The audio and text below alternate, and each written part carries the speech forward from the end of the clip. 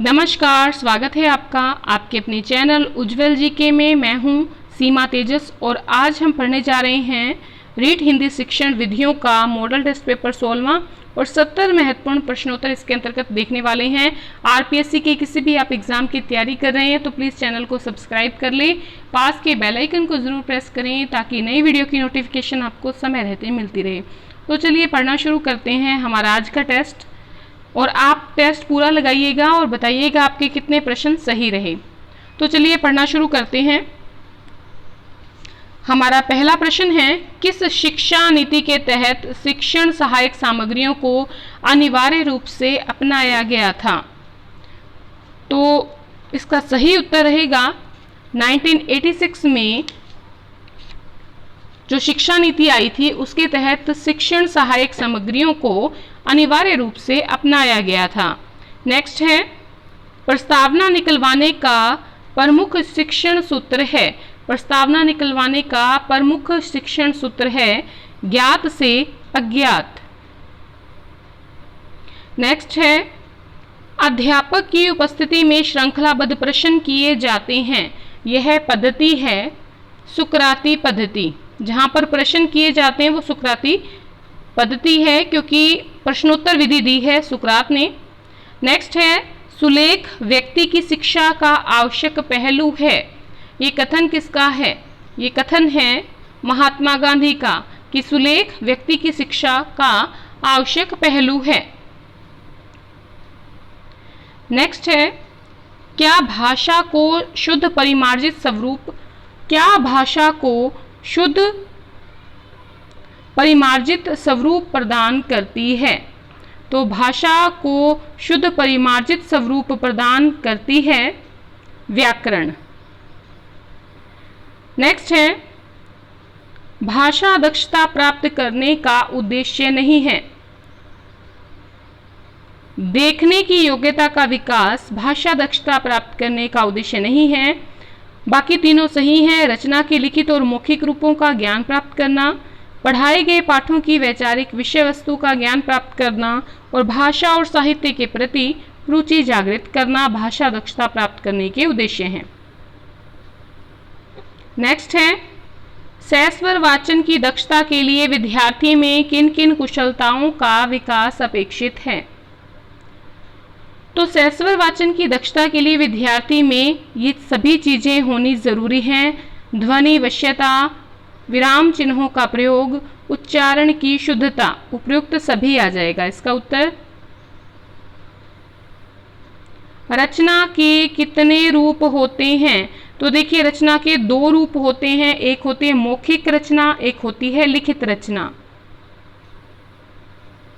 Next है, रिक्त स्थानों की पूर्ति कराने वाला प्रश्न मुख्यतः किस उद्देश्य की जांच करता है? तो रिक्त स्थान की पूर्ति कराने वाला प्रश्न ज्ञान के उद्देश्य की जांच करता है। नेक्स्ट है, लेखन कौशल में कौन सा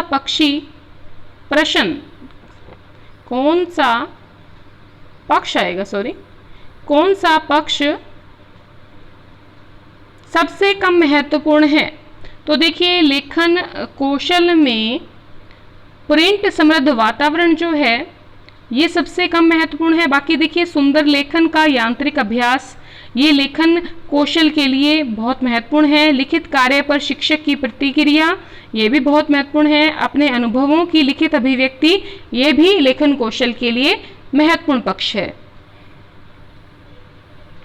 नेक्स्ट है, अनुभव शंकु के प्रतिपादक हैं। तो अनुभव शंकु के प्रतिपादक हैं एडगर डेल। नेक्स्ट है, परस्पर बातचीत मुख्यतः। तो देखिए परस्पर बातचीत जो है सुनने और बोलने के कौशलों के विकास में सहायक है। नेक्स्ट है, शिक्षण सहायक सामग्री का प्रयोग किस शिक्षण सूत्र में किया जाता है? तो इसका सही उत्तर रहेगा मूर्त से अमूर्त का जो शिक्षण सूत्र है वो शिक्षण सहायक सामग्री के प्रयोग में यूज किया जाता है। नेक्स्ट है, भाषा अभिव्यक्ति का सबसे उत्तम उपाय है? बोलना। नेक्स्ट है, कठिन शब्दों को वाक्य में प्रयोग की दृष्टि से पढ़ाना किस स्तर के लिए उपयुक्त है? तो ये प्राथमिक स्तर के लिए कठिन शब्दों को वाक्य में प्रयोग की दृष्टि से पढ़ाना प्राथमिक स्तर के लिए उपयुक्त है। नेक्स्ट है, भाषा शिक्षण की उपागम की भूमिका रहती है? तो गद्य में, पद्य में, एकांकी में, नाटक में, इन सभी में जो है भाषा शिक्षण की उपागम की भूमिका रहती है। नेक्स्ट है, भाषा के विकास के प्रमुख चरण हैं। तो भाषा के विकास के प्रमुख चरण हैं आंगिक, वाचिक, लिखित और यांत्रिक। सेकंड रहेगा इसका उत्तर। भाषा का सिद्धांत नहीं है। तो भाषा का सिद्धांत नहीं है संतुष्टि का सिद्धांत, बाकी तत्परता का सिद्धांत, रुचि का सिद्धांत जो है भाषा का सिद्धांत है। भाषा का मेरुदंड है। तो देखिए, भाषा का मेरुदंड होता है व्याकरण।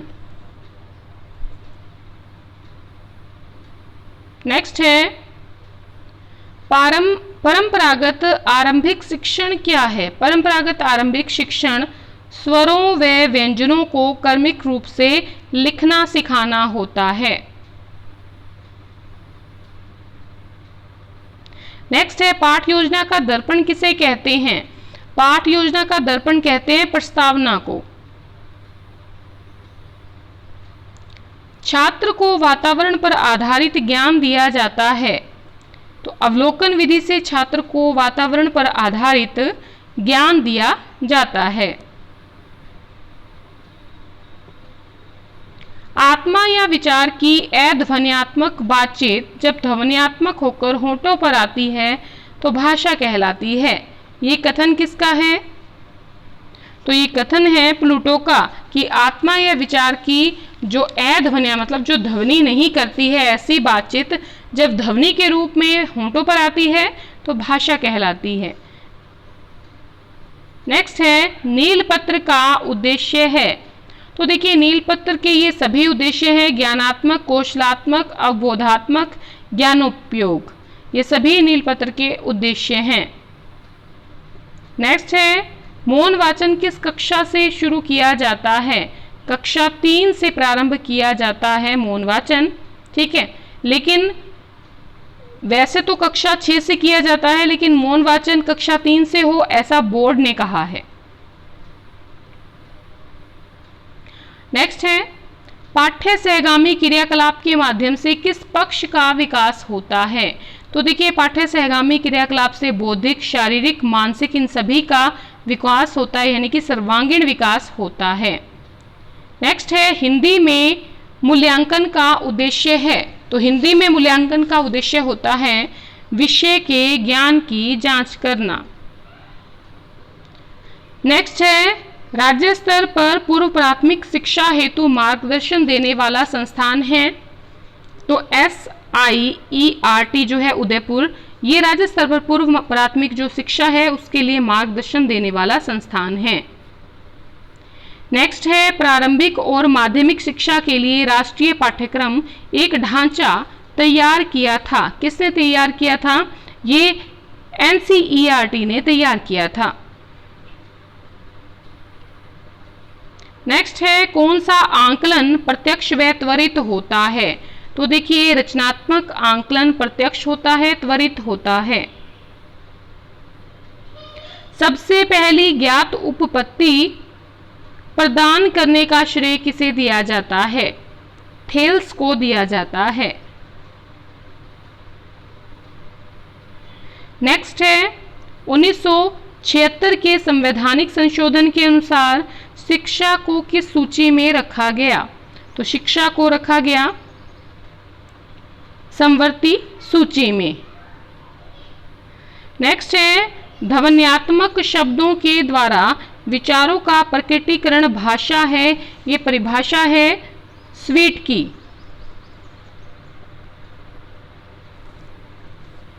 बाल केंद्रित शिक्षण का अर्थ क्या नहीं है? तो अध्यापक केंद्रित ये नहीं है, ठीक है, छात्र केंद्रित है, समुदाय केंद्रित है, शिक्षार्थी केंद्रित है, लेकिन अध्यापक केंद्रित नहीं रहेगा। नेक्स्ट है शिक्षण प्रक्रिया का आखिरी चरण है। तो शिक्षण प्रक्रिया का आखिरी चरण होता है मूल्यांकन। नेक्स्ट है ज्ञानेंद्रियों के परिष्कृत करने पर बुद्धि का विकास होता है। ये मुख्य उद्देश्य है, ये मुख्य उद्देश्य है मोंटेसरी का। नेक्स्ट है दक्षता का अर्थ है, दक्षता का अर्थ होता है किसी कार्य को लक्ष्य के अनुसार पूर्ण कर लेने की क्षमता। ये प्रश्न आया हुआ है दक्षता वाला, ठीक है, याद रखिएगा। किसी कार्य को लक्ष्य अनुसार पूर्ण कर लेने की दक्षता, जो पूर्ण कर लेने की क्षमता है, वो दक्षता कहलाती है। एकांकी पाठ मुख्यतः किस में सहायता करते हैं? तो एकांकी पाठ जो है संदर्भ के अनुसार उचित उतार चढ़ाव के साथ बोलने में सहायता करते हैं। नेक्स्ट है शिक्षण में सर्वप्रथम बल देना चाहिए। तो शिक्षण में सर्वप्रथम बल देना चाहिए उच्चारण पर। देखिए पढ़ने पर यह भी सही है, लेकिन इसका सही उत्तर रहेगा उच्चारण पर। नेक्स्ट है उच्च शिक्षा के लिए लाभदायक है। तो उच्च शिक्षा के लिए लाभदायक है, देखिए यहां उच्च शिक्षा नहीं आएगा, यहां आएगा उच्च, ठीक है, ठीक है। उच्च शिक्षा के लिए लाभदायक है भाव वाचन, ठीक है। आदर्श वाचन भी छोटी कक्षा के लिए है, अनुकरण वाचन भी छोटी कक्षाओं के लिए है, मौन वाचन भी छोटी कक्षाओं के लिए, मतलब विद्यालय स्तर की जो छोटी कक्षाएं हैं। उच्च शिक्षा के लिए भाव वाचन जो होता है वो लाभदायक रहता है। चलिए आगे बढ़ते हैं अगले प्रश्न की ओर। वह विधि जो औपचारिक और परंपरागत कक्षा शिक्षण की सीमाओं को यानी कि कमियों को समाप्त करती है। तो ये विधि है सामाजिकृत अभिव्यक्ति विधि, सामाजिकृत अभिव्यक्ति विधि।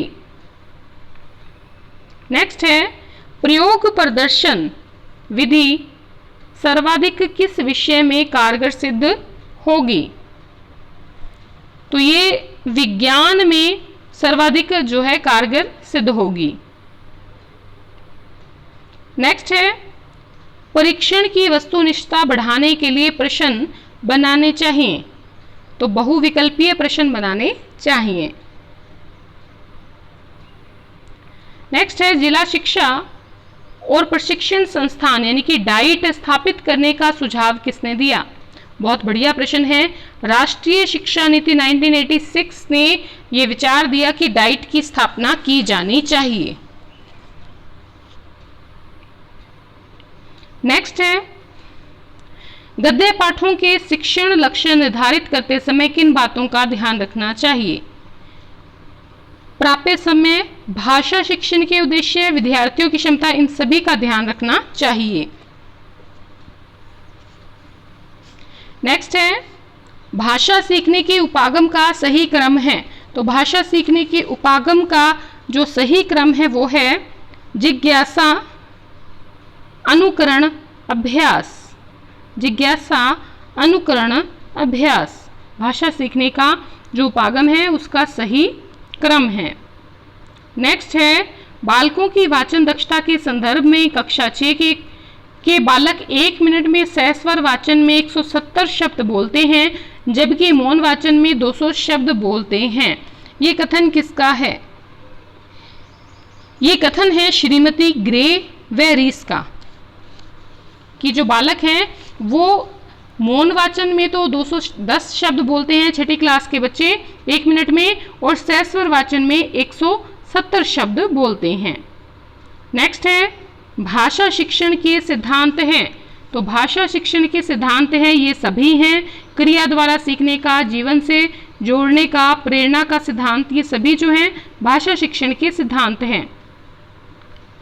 सहस्वर वाचन का अभ्यास कराने के लिए सबसे उपयुक्त साधन क्या है?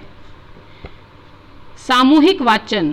सामूहिक वाचन जो है वो सहस्वर वाचन का अभ्यास कराने का सबसे उपयुक्त साधन है। पहला ऑप्शन सही रहेगा।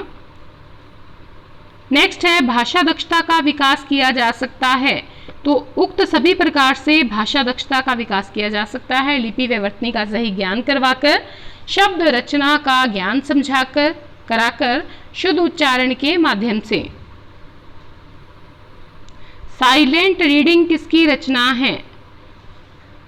तो साइलेंट रीडिंग ब्राइन की रचना है।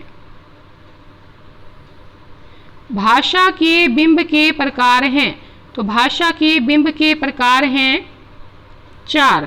ठीक है, अगर पूछे कौन कौन से हैं तो दृश्य बिंब है, श्रुति बिंब है, विचार बिंब है और भाव बिंब है। देखिए ये प्रश्न पूछा गया है रीट में, और रीट में उत्तर भी इन्होंने जो है इसका उत्तर जो है 4 दिया है। ठीक है, विकिपीडिया पर 4 है, अधिकतर पुस्तकों में 5 दिया है। कमेंट करके बताएं कि 5वां कौन सा है। चलिए नेक्स्ट देखते हैं। छात्रों के सतत व समग्र मूल्यांकन पर प्रभावी जोर दिया गया। किसने दिया? राष्ट्रीय शिक्षा नीति 1986 में। नेक्स्ट है प्रारंभिक अवस्था में बालक भाषा सीखता है। तो श्रवण, निरीक्षण, अनुकरण के द्वारा। तो देखिए ये भाषा सीखने का अगर आपसे पूछ लें कि प्रथम वैज्ञानिक चरण कौन सा है, तो यही प्राथमिक जो है भाषा सीखने का प्रथम वैज्ञानिक चरण है। चलिए आगे बढ़ते हैं अगले प्रश्न की ओर। रेडियो की कमियों को कौन सा संसाधन दूर कर सकता है? तो टेप रिकॉर्डर। नेक्स्ट है शिक्षण में सबसे महत्वपूर्ण कार्य है। तो शिक्षण में सबसे महत्वपूर्ण होता है उद्देश्यों का निर्धारण करना। लिखना सिखाने से पहले बालकों को चित्रकला सिखाई जानी चाहिए, ये कहना है महात्मा गांधी का। नेक्स्ट है वाक्य विश्लेषण के शिक्षण हेतु उपयुक्त विधि है। तो वाक्य विश्लेषण के शिक्षण हेतु उपयुक्त विधि है आगमन विधि। प्रक्षेपित सामग्री नहीं है। तो देखिए बुलेटिन बोर्ड जो होता है ये विद्यालय के कर्मचारी द्वारा प्रयोग किया जाता है और प्रधानाचार्य के कक्ष के बाहर लगा होता है। ये एक प्रकार की दृश्य सामग्री है, और बाकी जो फिल्म है, फिल्म खंड है, ओवरहेड प्रोजेक्टर है, ये सभी प्रक्षेपित सामग्री हैं। नेक्स्ट है दृश्य श्रव्य सामग्री की आवश्यकता किस विधि के लिए जरूरी नहीं है? तो व्याख्यान विधि के लिए जरूरी नहीं है, बाकी योजना विधि, समस्या समाधान विधि के लिए जरूरी है। किसी प्रश्न का जवाब सभी छात्रों ने अलग अलग दिया, सही जवाब सभी का था। ठीक है, तो ये कौन सा दोष है? ये वस्तुनिष्ठता का दोष है। पद्य पाठ का सर्वाधिक महत्वपूर्ण सोपान कौन सा है? पद्य पाठ का सबसे महत्वपूर्ण सोपान होता है भाव विश्लेषण।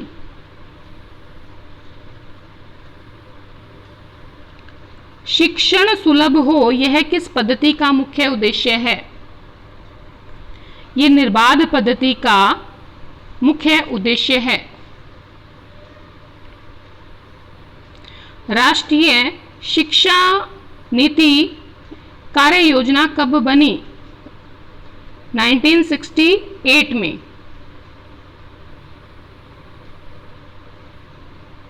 क्रियाशीलता का सिद्धांत किस नाम से जाना जाता है?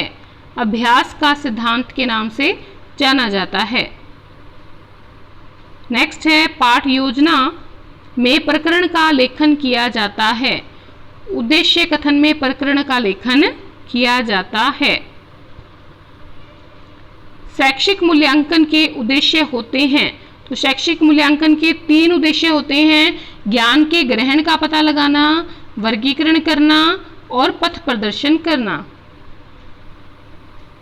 नेक्स्ट है मौन वाचन का मूल्यांकन किस परीक्षा द्वारा किया जा सकता है? तो मौन वाचन का मूल्यांकन बहुविकल्प, सत्य असत्य, इन दोनों के द्वारा किया जा सकता है। व्याकरण शिक्षण की किस प्रणाली को विकृत रूप से सुग्गा प्रणाली भी कहते हैं? तो व्याकरण शिक्षण की जो पाठ्यपुस्तक प्रणाली है इसे सुग्गा प्रणाली भी कहते हैं।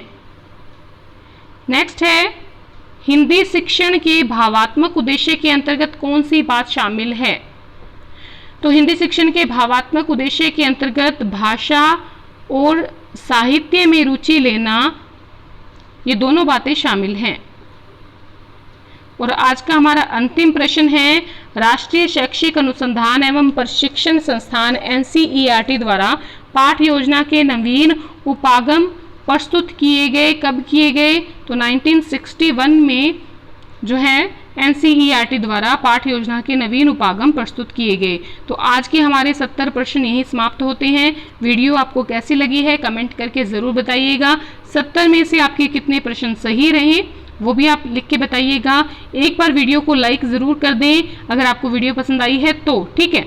और साथ ही अगर आपको वीडियो वाकई अच्छी लगी है तो प्लीज़ अपने कम से कम 2 मित्रों में वीडियो को शेयर ज़रूर करें। और आज के लिए इतना ही। अंत तक बने रहने के लिए बहुत बहुत धन्यवाद।